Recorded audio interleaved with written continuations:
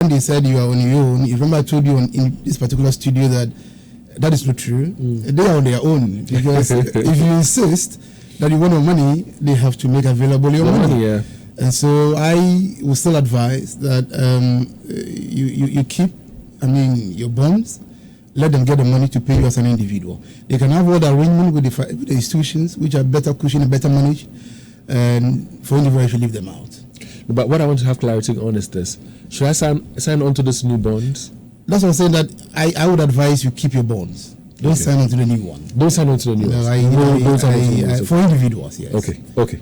So your topic is the debt restructuring programming and economic uncertainties, how we should plan our finances in 2023. Okay. Thank you very much, David. I think that the topic is a very good one. I'm thinking that we probably might even look beyond 2023. Okay. My reason is that if you look at the domestic debt exchange program, it came with it a lot of uncertainties, and we wouldn't be out of the woods immediately. Okay. We wouldn't be out of the woods in 2023, and therefore we should be looking at 2023 and even beyond. Why I say this is that if you look at the way the announcement came about and the kind of engagement that was lacking, you realize that it brought with it that uncertainty, not only in the financial sector, but in the entire economy as a whole. And you realize that with that kind of uncertainty, it threatens the stability of the financial sector. It also threatens the liquidity of the financial market, and it also threatens confidence in financial system and job losses, both in the financial sector and beyond. And so you agree with me that in such a difficult situation, you probably have to be very prudent in the way you manage your finances, because we will not be out of the woods yet, like I said.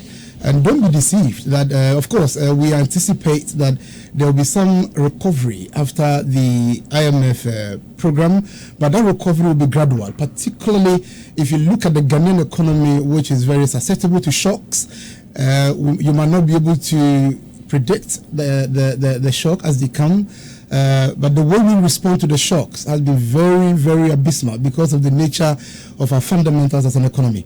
So I would advise that you look beyond 2023 and plan your finances very, very well. The first thing I would advise you do is to take a stock of your financial assets and your liabilities. Why do I say that? Because that would then give you a clearer picture of where you stand, your position, and what you need to prioritize, either as a business or as an individual.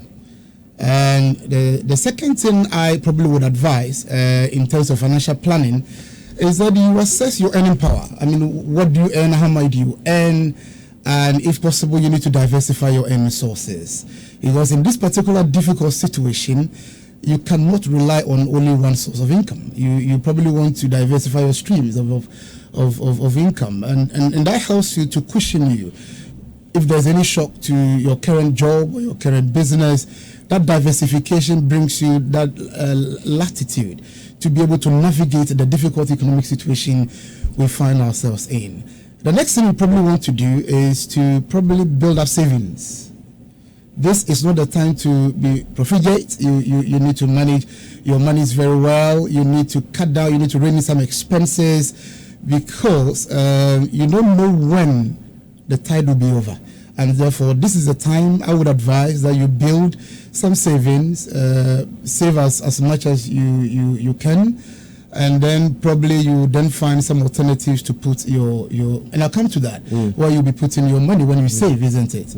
And one of the things I would want to advise, particularly for businesses and individuals, is that in this particular situation we find ourselves, it's not a time to be defaulting on your financial liabilities. Why? Because everybody is feeling the pinch. And when you default, what happens is that you have to bear rates higher than what you used to pay, and therefore that would even bring you more pain.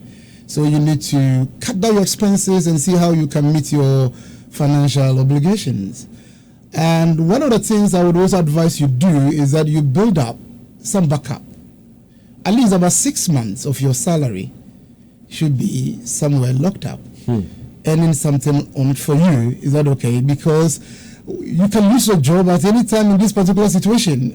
We saw how banks laid off workers during the banking sector cleanup. There's a gentleman we shared the same house, and this gentleman stayed in the house for like 3-4 years. He just got a job, and this somebody with wife and kids. So my advice is that you keep at least 6 months savings, equivalent of your 6 months salaries. Is that okay? So that at least when the difficult times hit, you'll be able to weather the storm. But the thing is, when you build up the savings, where do you then place them? Where do you invest them? Where do you invest them? One of the things I would advise that during crisis as we are faced with now, many of the things are undervalued, because you see, in financial markets, when there are turmoils like this, prices move to the extremes. Of course, when it is booming, prices go extremely high, and when they are coming down, they tumble to the very lowest levels, and therefore when you keep that kind of fund, you are likely to profit from undervalued assets, because those assets ordinarily should be valued more than that. But given the nature of the financial system and the kind of crisis we are facing, some assets obviously will be undervalued, and so you can take advantage of some of these undervalued assets. And another thing you can do is probably to look at private equity funds, because these people then go into investing in businesses that are having greater growth potentials. And so when you put your money into private equity funds or PE funds, it helps you, because you then can be assured that for businesses that have great potential to grow, that have greater stability, because these PE companies are well-experienced people who manage them, and so they will put your money right at places where you get value. Another thing probably you want to put your monies into is that you look at real estate or put your money into assets that appreciate in value in these circumstances. And I would advise that one of the things you look at, get a plot, get a building. If not possible, there are real estate funds. You can put your monies there, and that can also be of great help. If you have to still go to the financial sector in this current situation, then I would advise that probably if you want to go for call or fixed deposit with the banking sector, don't go just to any bank, because some of the banks themselves are probably surviving on paper, you understand? So you probably want to assess the individual banks and go for those with very strong balance sheet. Don't just go because, it's call or fixed deposit. We probably might not suffer the haircut. Look for very strong banks, because some of them are extremely exposed to the debt of the state, and therefore it's important that you look at very strong banks. Now, of course, we know that the tide will be over. When the tide is eventually over, and you want to go back to the financial markets, one of the things I would advise is that you consider the kind of returns they promise you. Because you see, when they promise you very high returns, obviously the underlying risk is also very, very high. And therefore, we should also be very cautious. We shouldn't be greedy. Look at investment that are realistic in terms of their returns, because if they are not sustainable, they'll crash. Okay. And another thing I would advise is that, of course, now we know, we have learned a bitter lesson that, unlike before that we believe government securities are risk-free, we know now that they come with head cards. So you might not want to put all your assets in government security when the market returns. You probably want to diversify. And of course, I know that some institutions, by virtue of their operations, like pension funds, like financial institutions, they are obliged to obviously invest in this government security. The government tied their hands to invest about 70%, like pension funds are supposed to invest at 70% of your money in government security. The government turn around to now come and give you a haircut. Thank you very much. I think my time is up, and I would want to pause here. All right, so again, we'll be activating the phone lines right now. You can call us if there's any clarity, anything that Prof has said that you want him to give you some further explanation on. Feel free and give us a call on 03220-83596, 03220-83597, and 03220-83598. For him, he's tackled our personal stuff, and so I hope that you have questions for him. But these are personal things he's touched on. So give us a call and engage with Prof here this morning. Call him now on 03220-83596, 03220-83597, and 03220-83598. So whilst we are waiting for the calls to come through, Prof, you mentioned that we should just not look at the banks and deal with them because of what we know or see on paper, but we should assess them well. How do we do that as an individual? How do I know that this bank is not solid on paper, but even on the ground, the bank is solid enough? What do I need to look out for? Of course, banks provide their. Of course, you are not within to know what happens on day-to-day basis, but what happens on daily basis is what they aggregate and give you financial information. And therefore, you would have to assess their financial information, the liquidity, their solvency, their capital adequacy, and all of that. And so you'll be able to make the right decision. Of course, some individuals may not have the financial knowledge, but of course, you have to meet up with those who have the knowledge to be able to guide you as to which of the financial institutions you should put in your hard-earned money into. You also mentioned private equity funds. Give us examples of these private, equity funds. You see, private equity funds are those who invest in companies that are not listed. They look at private companies that do not have their shares publicly. Is that okay? And they look at them, those with great potentials, and they go and invest there. Unlike the stock market where you go and buy shares in the secondary market, some people prefer to identify good businesses, is that okay, and then put their monies there in the form of equity. We call them private equity companies. In many cases, it's not only their money, they also seek money from the public. Wealthy individuals, they seek money from insurance companies, from pension funds, investment companies, so that they can pull these resources together. Then they'll invest in companies in terms of equity and get greater return for those who provide those funds. Having said that, again, one of the things that you touched on that I was thinking many people will raise eyebrows on is the fact that at least we should have 6 months of our salary, stashed somewhere. Something for you. If you look at the inflation, if you look at the kind of economy we have right now, how do you put aside 6 months of your salary? Is it possible? You also touched on us not defaulting on let's say debts that we have, the liabilities, and that we should cut down on expenses. Which areas of our expenses can we cut down, and how do we manage to have 6 months of our salary stashed out somewhere? Of course, you cannot just start killing yourself of anger for 6 months. What you do is you save little over time so that it's equivalent to 6 months of your salary. That's what I'm trying to imply. Of course, if you have, like the second question you are putting across, if you have certain subscriptions that are not probably very necessary, this is the time. Be practical. Give us examples. For example, I don't want to collapse somebody's business. Of course, but you have some subscriptions at home. You obviously can downgrade if you don't want to stop entirely. Okay. You can downgrade. Is that okay? You have some data packages where you do streaming and all of that. This is not the time to be doing that, unless it is work related, something that fetches you money. Of course, some people stream to make money, isn't it? But if yours is for fun, it's no longer the time for that fun. Okay. That's the kind of expenses you can be cutting. Is that okay?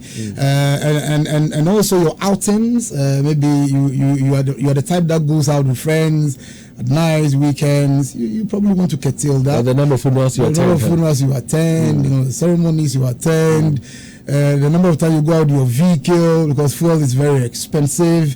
You probably would want to cut down. There are places you can walk, exercise and walk. There are places you need to go with the car. You can go with the car. These are the kind of cutting you can do. Again, I have heard people, for example, make suggestions that looking at the kind of financial market we have right now, that is unpredictable. Yeah. If you really want to invest your money, buy some jewelry, gold jewelry, bracelets, earrings, necklaces. Whilst you use them, they appreciate with time. So I'm tying this in, asking that you mentioned that, listen, going to real estate, going to the purchase of lands, stuff like that. Is this something, jewelry, gold jewelry, is this something that you'd also recommend?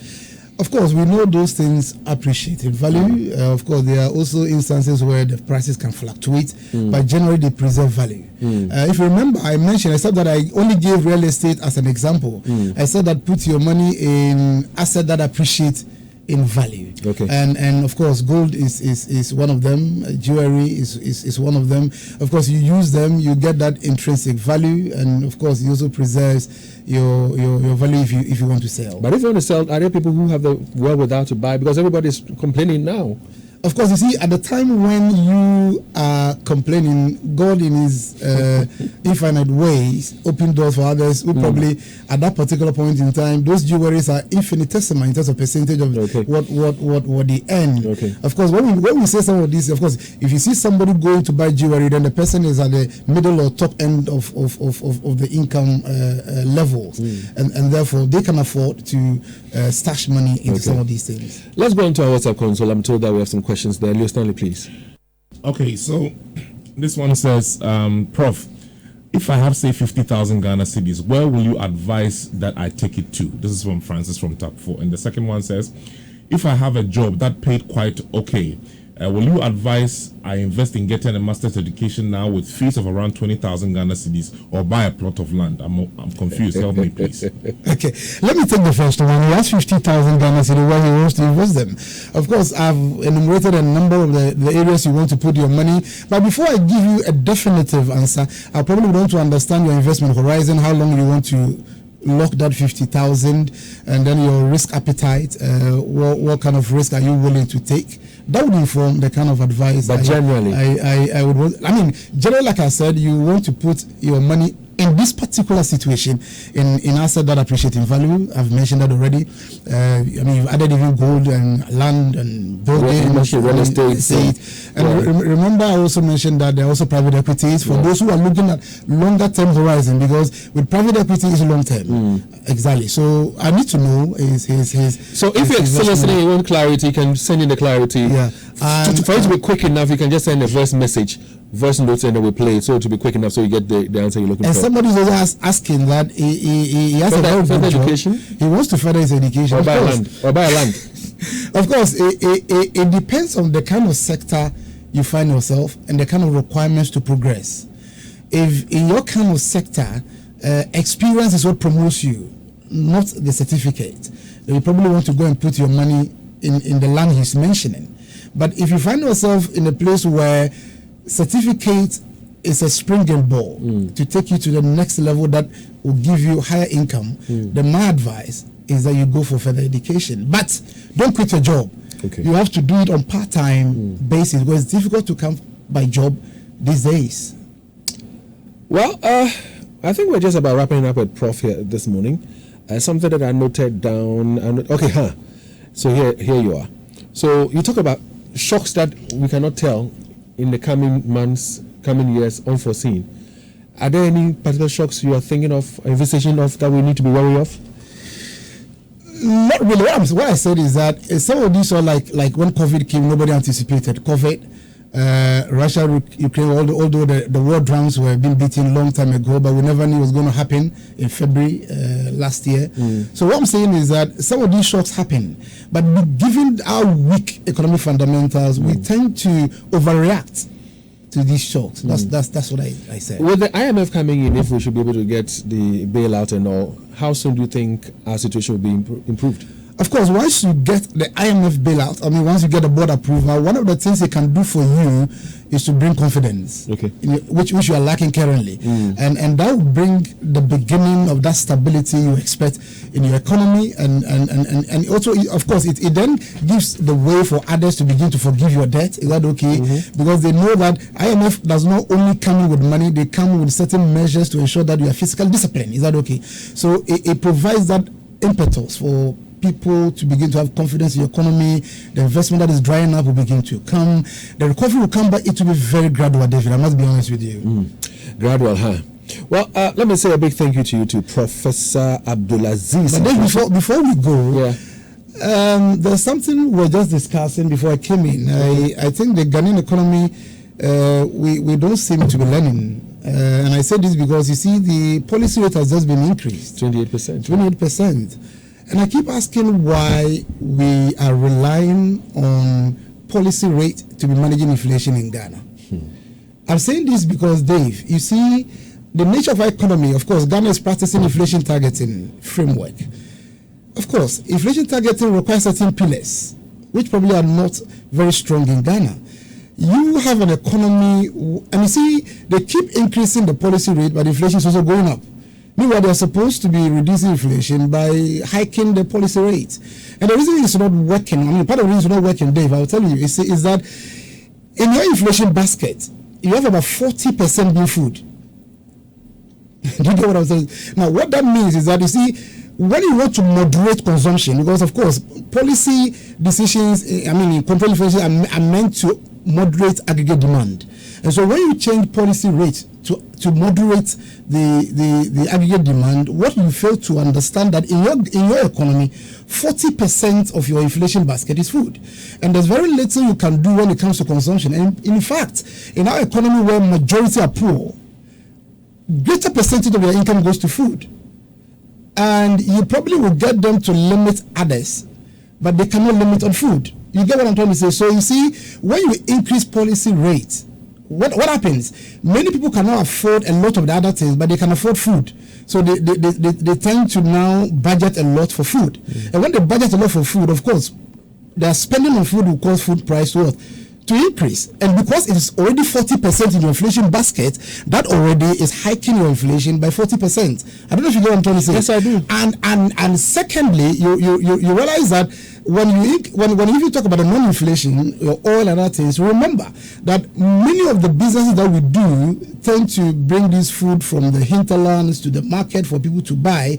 And so when you hike fuel, which is not food, of course, they build it into food because food has an inelastic demand. You can't say, I'll stay away from food. So once you increase fuel, they increase the food prices even further. You understand what I'm saying? So you see, already you have a situation that tells you that you cannot use interest rate to control inflation in Ghana when you have 40% of your inflation basket being food. And that is the reason why the framers of the laws of our inflation targeting envisage that there's that need for collaboration between the fiscal authorities and the monetary authorities. You see, when government comes in, is that okay, to make sure that food is relatively cheap, then you are helping the monetary policy authorities not to be overly restrictive in their policy decisions.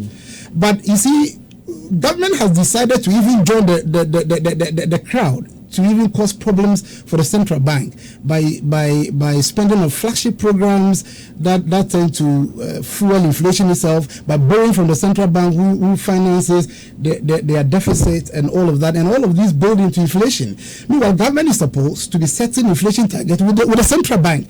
And when you set the target, then you go back, is that okay, to do things that will let you cross the inflation target. And that's why we have always been above the 10% maximum threshold. They'll tell you that the food is available, but the question is, are they affordable?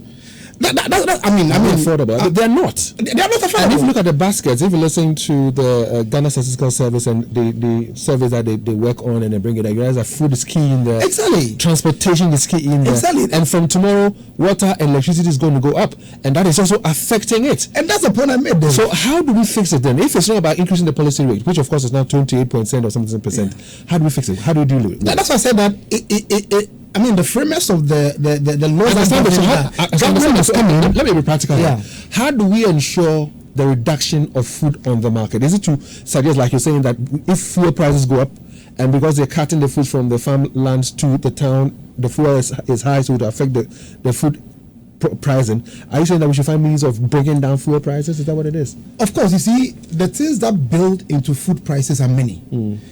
First of all, they are inputs. Is that okay? And remember that what is the inflation basket is not necessarily the raw food from the farm. Some are processed. Is that okay? And therefore, one of the things you want to do is that the raw materials that get into the processing is affordable enough. But government specifically targeting the agriculture sector to invest in a way that causes the inputs to drop, the price of inputs to drop. And secondly, the government would want to look at supporting farmers to stabilize their prices. Is that okay? Given the way we do our agriculture in Ghana is, mainly rain-fed. Is that okay? So government must come in strategically to help the central bank so that we put in policies that causes inputs to come down. That's number one. We also come with targeted programs that look at major roads that bring food to the market center and fix them, because remember that it's not only fuel, but there are parts that they also put in maintaining their vehicles is what they also pass on to the final consumer. Is that also government can come in, and then government can also ensure that they try as much as possible to help, regulate the kind of prices, because you see here, people are allowed to just increase price at will. They say we have a free market. Yes, I know we have a free market, but even elsewhere, we have regulators. For example, I studied in South Africa, and during COVID, some companies were fined for increasing prices abnormally. It's a free market, isn't it? But they were fined. But Ghana, what happened? People were increasing prices. When most masks went up, who came in to say, listen, this is too high, let's regulate Exactly. Companies were punished for increasing prices abnormally in South Africa. So you must have a watchdog. Is that okay? That ensures that, because you see, prices are sticky downwards. And therefore, when they increase it that way, it becomes very difficult bringing the prices down, even when things improve. Forgive me, I know you're Muslim. But this question is on my mind. I need your take on it. Government has reached an agreement with the US to bring down some pig products, and the local pig farmers are complaining about it. But the Americans themselves, they see that there's potential here and all that. They want to tap into it. Would you side with the pig farmers here that they cannot compete because the conditions are favorable out there than they are here? Of course, I wouldn't want to answer that one question given the nature of what it is. But what I know is that generally, as businesses, governments cannot, of course, just allow the local businesses to suffer. Of course, when you bring in when you allow them to come in, and of course they will have the bigger pockets to be able to, of course, they might have operations out there, and so they have that economies of scale to be able to produce at far cheaper cost. So what it means is that they can offer their product for far cheaper, and when you do that, you see, at the end of the day, you might think they are creating job, but when they are repatriating their monies, then your currency suffers. So, of course, I'm not saying that you should shut the door, but you should look at ways of protecting local businesses. Doc, thank you very much for your time with us this morning. We're grateful, and we'll be doing more conversations this year. No problem. God bless you. Professor Abdul-Aziz Iddrisu is his name, and he is Head Banking, Technology and Finance Department, Kumasi Technical University. He addressed us this morning or gave a presentation on the debt restructuring, programming, and economic uncertainties, how we should plan our finances in 2023. I hope that you've taken cue from him. We've been doing a lot of talking, haven't we? Let's enjoy and relax with this bit of music.